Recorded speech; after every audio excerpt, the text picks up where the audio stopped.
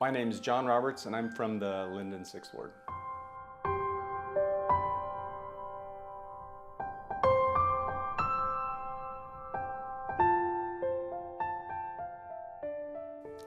I served my mission in Tegucigalpa, Honduras mission from 97 to 99.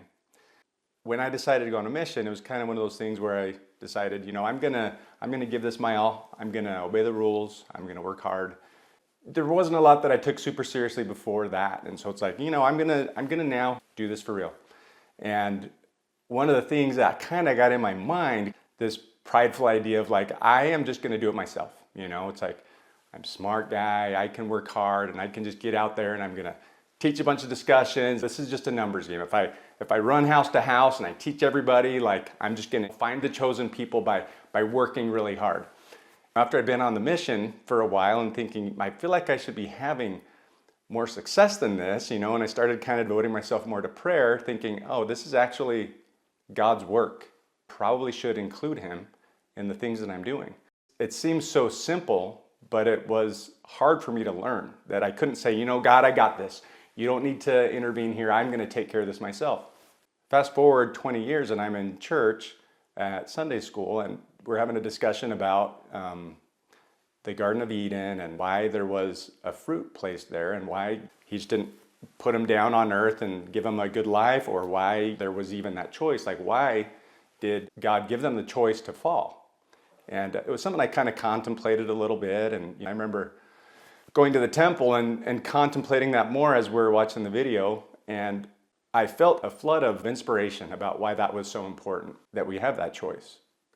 A couple months after that, I was thinking back on that moment and trying to piece it together in my mind. It's like, yeah, it was really logical. Okay, what were those thoughts? What was the inspiration that I got while I was in the temple? And I couldn't get it. I couldn't get it back in my mind. And so I went back to the temple, and as I'm sitting in the chapel, I'm thinking, okay, I'm in the temple now. Now I'm going to be able to piece it together. And I keep going back into my own brain and my own mind, like, I can do this, piece it together. And I had kind of the same thought that I had when I was on my mission, which was, this is the Lord's. The Spirit needs to teach this to you.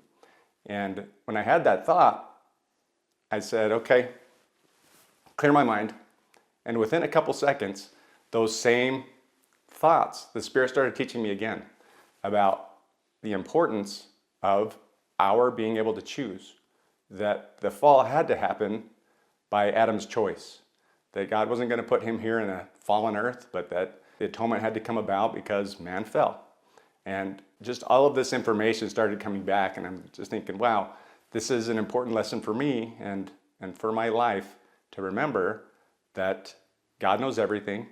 And as smart as I feel like I am, I can't do this life, and I can't live the way that God would have me live without seeking inspiration, without being open to the messages that the Spirit wants to teach me. And that's a lesson I learned in the temple. In His house, I find the keys to eternal happiness.